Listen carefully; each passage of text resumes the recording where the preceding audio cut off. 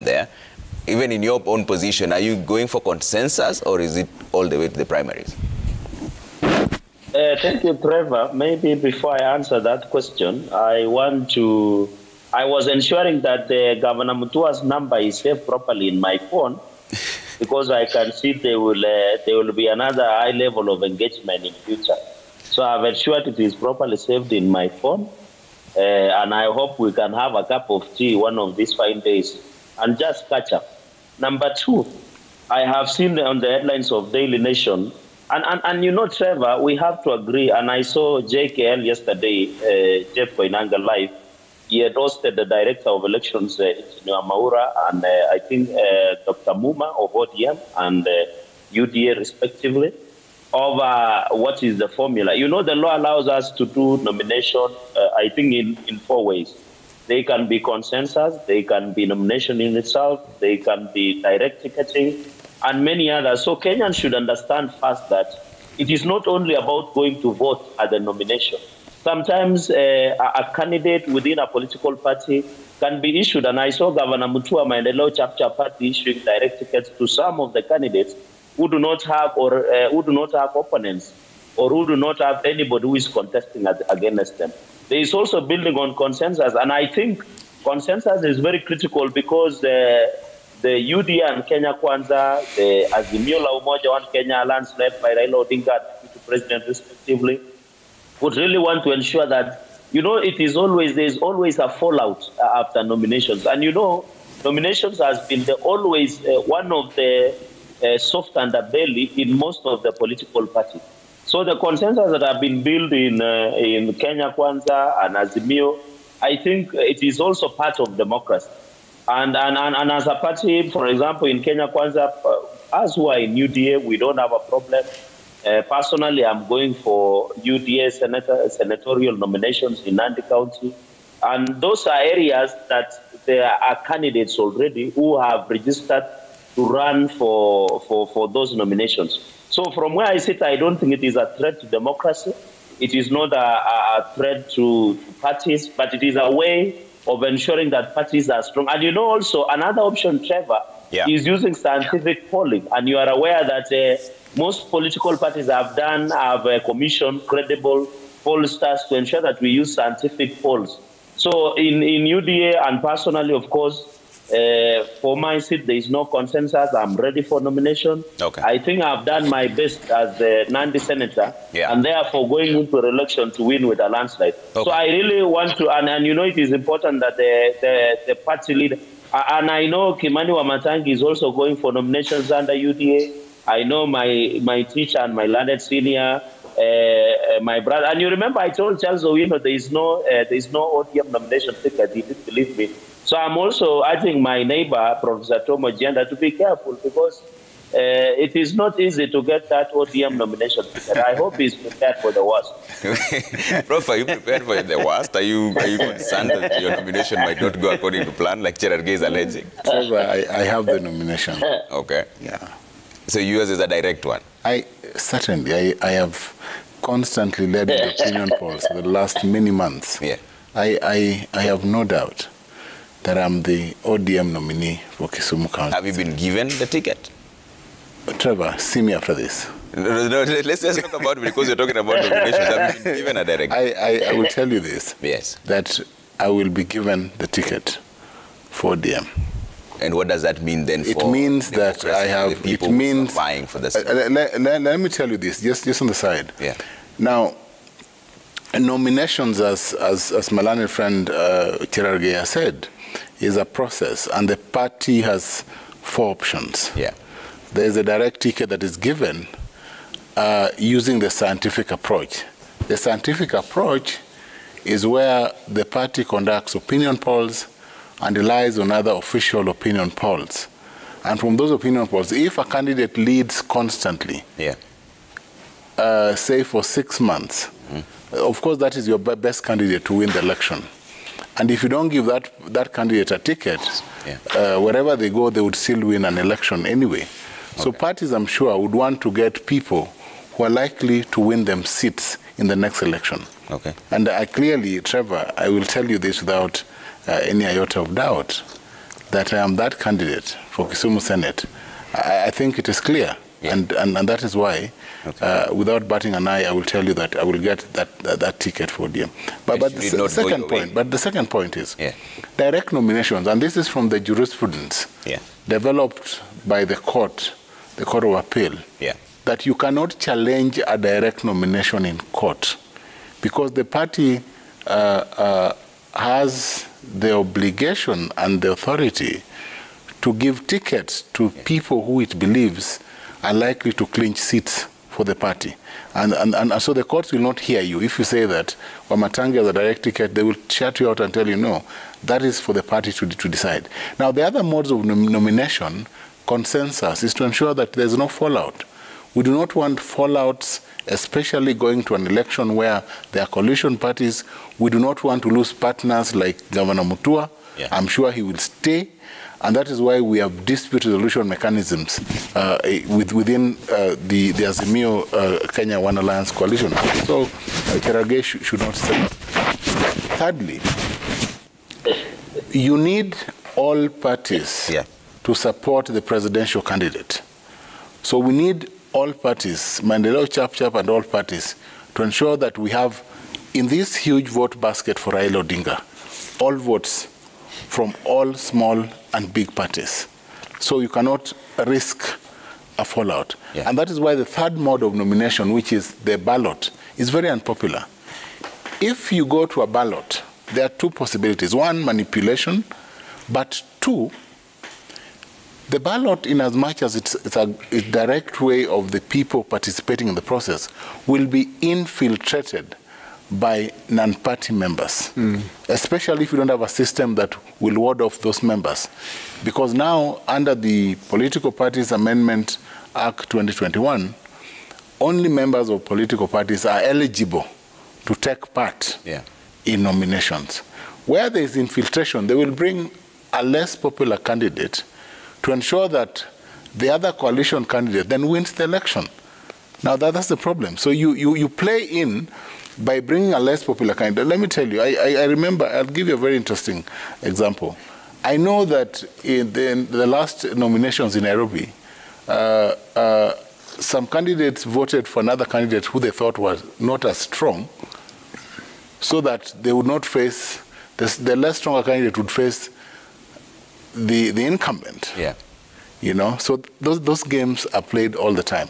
So you make sure that avoid political primaries where you can, because fallouts can be very bad. Fallouts can lead to violence, fallouts can lead to discontent, fallouts can lead to voter apathy. That is the last thing that a leader wants during this time. But lastly, this political haggling, the deception that Governor Mutua has gone through, he said that Katuku, I thought it was called Katuku, but now it's Katuku. Katuku was promised an appointment. He was not appointed. This is what you call this political higi-haga. It is that season again. And we are all prepared for the outcome of this season. But I'm glad that we've learned from Governor Mutua that it is never what it is until you're there. Let me bring in Wamatangi on this. And you two are going to face this issue around nominations. Have you had conversations on consensus, or are you going to face this head on?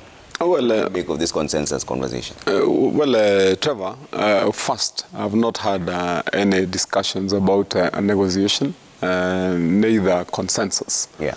I've prepared to go to the nominations, and so I'm fully ready for the nominations in the county of Kiambu. I'm confident that my party, the United Democratic Alliance Party, is ready, and I have seen that they have done their best in terms of educating our members, that is the candidates. Just that we were having a meeting in Kiambu, you know, enlightening our people how the process should look like. Two, we've also tried our best to put in the right mechanisms to ensure that the process is as flawless as possible. But needless to say, all the time, Trevor, from the times when I've gone through elections, this will be my fourth competitive election. The process of nominations is always a very tricky one, extremely slippery, because you find that those that may want to wait in the wings and ruin the opportunity of a party. And in this case, the United Democratic Alliance Party, UDA, finds itself on the spotlight because the party happens at this time to enjoy a lot of popularity, and people have a lot of confidence in it. And those that may want to bring the party down or depopularize it would want to take advantage of the nomination process. And I say that with a lot of confidence because I'm privy to information that there have been and there are indeed very elaborate plans to infiltrate, to interfere with the process of nominations within the UDA party. And the least that we can do is to say it loudly to those that are planning. And some of them with a clear extension from state-sponsored agencies. This you know for sure. Yes. Yes, we've had. There have been night meetings, even in my county. In some of the areas, there are night meetings that are being held.